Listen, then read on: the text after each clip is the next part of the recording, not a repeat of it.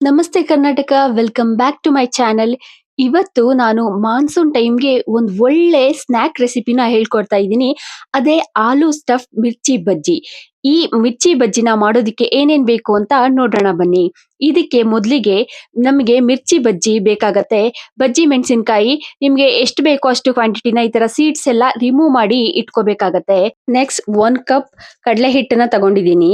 Next ಒಂದು ಈರುಳ್ಳಿನ ಸಣ್ಣದಾಗಿ ಹೆಚ್ಚಿಟ್ಕೊಂಡಿದ್ದೀನಿ. ಸ್ವಲ್ಪ ಸೇವ್ನ ತಗೊಂಡಿದ್ದೀನಿ. 2 ಟೇಬಲ್ ಸ್ಪೂನ್ ಅಕ್ಕಿ ಹಿಟ್ಟನ್ನ ತಗೊಂಡಿದ್ದೀನಿ. ಮತ್ತೆ ಸ್ವಲ್ಪ ಕೊತ್ತಂಬರಿ ಸೊಪ್ಪನ್ನ ಸಣ್ಣದಾಗಿ ಹೆಚ್ಚಿಟ್ಕೊಂಡಿದ್ದೀನಿ. ಮತ್ತೆ ಒಂದು ಈರುಳ್ಳಿಗೆ ಸಣ್ಣದಾಗಿ ಹೆಚ್ಚಿಟ್ಟು ಸ್ವಲ್ಪ ಸ್ಪೈಸಸ್, ನಿಂಬೆ ಹಣ್ಣು, ಉಪ್ಪು ಎಲ್ಲ ಮಿಕ್ಸ್ ಮಾಡ್ಕೊಂಡಿದ್ದೀನಿ.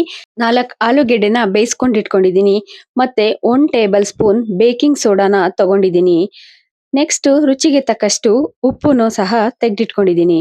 ಪಕ್ಕದಲ್ಲಿ ನಮಗೆ ಆಮ್ಚೂರ್ ಪೌಡರ್ 1 ಟೇಬಲ್ ಸ್ಪೂನ್, ಮತ್ತೆ 1 ಟೇಬಲ್ ಸ್ಪೂನ್ ಚಿಲ್ಲಿ ಪೌಡರ್ ಸಹ ತೆಗೆದುಕೊಂಡಿದ್ದೀನಿ. ಮತ್ತೆ 1 tablespoon jeera powder, half tablespoon ಅರಿಶಿನದ ಪುಡಿ, 1 ಟೇಬಲ್ ಸ್ಪೂನ್ ಗರಂ ಮಸಾಲ, ಜೊತೆಗೆ ಸ್ವಲ್ಪ ಓಂಕಾಳನ್ನ ತೆಗೆದಿಟ್ಕೊಂಡಿದ್ದೀನಿ. ಬನ್ನಿ ಈಗ ರೆಸಿಪಿ ಮಾಡೋದು ನೋಡೋಣ. ಮೊದಲಿಗೆ ನಾವು ಬೇಯಿಸಿಟ್ಟುಕೊಂಡಂತಹ ಆಲೂಗೆಡ್ಡೆನ ಒಂದು ಬೌಲ್ ನಲ್ಲಿ ತಗೊಂಡು ಅದಕ್ಕೆ ನಾವು ಕಟ್ ಮಾಡಿ ಇಟ್ಕೊಂಡಿದ್ದಂತಹ ಈರುಳ್ಳಿಯನ್ನ ಸೇರಿಸಿ, ನಂತರ ನಾವು ಮೊದಲೇ ಹೆಚ್ಚಿಟ್ಕೊಂಡಂತಹ ಕೊತ್ತಂಬರಿ ಸೊಪ್ಪನ್ನ ಸೇರಿಸ್ಬೇಕು. ನಂತರ ನಾವು ಮೊದಲೇ ತೆಗೆದಿಟ್ಕೊಂಡಂತಹ ಮಸಾಲ ಪದಾರ್ಥಗಳೆಲ್ಲವನ್ನ ಸಹ ಅದ್ರೊಳಗಡೆ ಸೇರಿಸ್ಬೇಕಾಗತ್ತೆ. ನಂತರ ಈ ಮಿಶ್ರಣಕ್ಕೆ ನಾವು ರುಚಿಗೆ ತಕ್ಕಷ್ಟು ಉಪ್ಪನ್ನ ಸೇರಿಸಿ ಈ ತರ ನಾವು ಮಿಕ್ಸ್ ಮಾಡ್ಕೋಬೇಕಾಗತ್ತೆ. ಈ ಎಲ್ಲವನ್ನ ನೀಟಾಗಿ ಮಿಕ್ಸ್ ಮಾಡ್ಕೊಂಡ್ರೆ ನಮಗೆ ಮಿರ್ಚಿ ಬಜ್ಜಿಗೆ ಬೇಕಾದಂತಹ ಆಲೂ ಸ್ಟಫಿಂಗ್ ರೆಡಿ ಆಗತ್ತೆ. ಈ ಆಲೂ ಸ್ಟಫಿಂಗ್ ಮೇನ್ ತುಂಬಾ ಇಂಪಾರ್ಟೆಂಟು.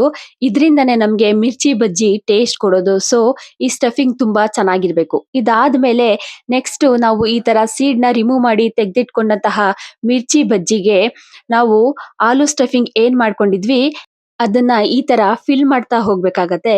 ಎಲ್ಲಾ ಮಿರ್ಚಿ ಬಜ್ಜಿಗೂ ನಾವು ಆಲೂ ಸ್ಟಫಿಂಗ್ಸ್ನೆಲ್ಲ ಫಿಲ್ ಮಾಡ್ಕೊಂಡ್ರೆ ನಮ್ಗೆ ಈ ತರ ರೆಡಿ ಆಗತ್ತೆ ಎಲ್ಲ. ನಿಮ್ಗೆ ಮಿರ್ಚಿ ಬಜ್ಜಿ ಈ ತರ ಎಷ್ಟು ಬೇಕು ಅಂತ ನೋಡ್ಕೊಂಡು ನೀವು ಈ ತರ ಸ್ಟಫ್ ನ ಫಿಲ್ ಮಾಡ್ಕೋಬೇಕಾಗತ್ತೆ. ನೆಕ್ಸ್ಟ್ ಒಂದು ಬೌಲ್ ನಲ್ಲಿ ನಾವು ತೆಗೆದಿಟ್ಕೊಂಡಂತಹ ಕಡಲೆ ಹಿಟ್ಟನ್ನ ಹಾಕಿ ಅದಕ್ಕೆ ನಾವು 2 ಟೇಬಲ್ ಸ್ಪೂನ್ ಆಗುವಷ್ಟು ಅಕ್ಕಿ ಹಿಟ್ಟನ್ನ ಸೇರಿಸಬೇಕಾಗತ್ತೆ.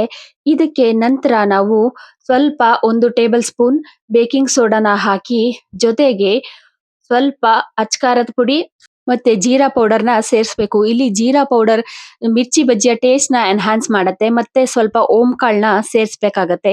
ಲಾಸ್ಟ್ ನಲ್ಲಿ ರುಚಿಗೆ ತಕ್ಕಷ್ಟು ಉಪ್ಪನ್ನ ಸೇರಿಸಿ ಇದಕ್ಕೆ ಸ್ವಲ್ಪನೇ ನೀರ್ನ ಹಾಕೊಂಡು ಈ ತರ ನಿಧಾನಕ್ಕೆ ಮಿಕ್ಸ್ ಮಾಡ್ಕೋಬೇಕಾಗತ್ತೆ.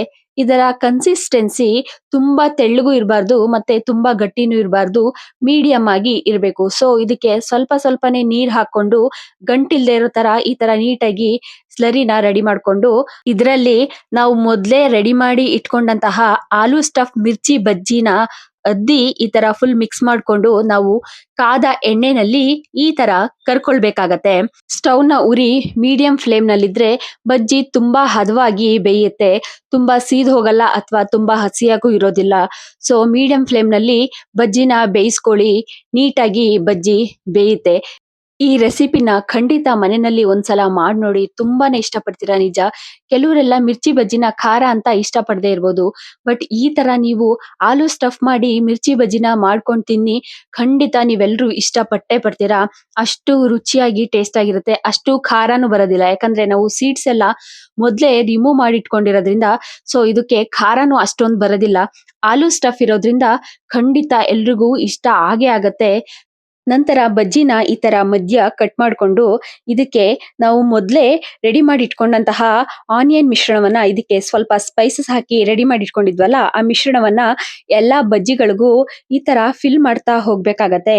ಎಲ್ಲಾ ಬಜ್ಜಿಗಳಿಗೂ ಈ ತರ ಕಟ್ ಮಾಡಿ ಆನಿಯನ್ ಮಿಶ್ರಣವನ್ನ ಸೇರ್ಸಿದ್ಮೇಲೆ ಅದ್ರ ಮೇಲೆ ಸೇವ್ನ ಆಡ್ ಮಾಡಿದ್ರೆ ಆಲೂ ಸ್ಟಫ್ ಮಿರ್ಚಿ ಬಜ್ಜಿ ರೆಡಿ ಆಗಿರುತ್ತೆ. ಇದನ್ನ ನೀವು ಗ್ರೀನ್ ಚಟ್ನಿ ಅಥವಾ ಟೊಮ್ಯಾಟೊ ಕೆಚಪ್ ಜೊತೆ ತಿನ್ಬೋದು. ಟೇಸ್ಟ್ ಅಂತೂ ತುಂಬಾನೇ ಚೆನ್ನಾಗಿರುತ್ತೆ. ಈ ವಿಡಿಯೋ ನಿಮ್ಗೆ ಇಷ್ಟ ಆದ್ರೆ ಲೈಕ್ ಮಾಡಿ.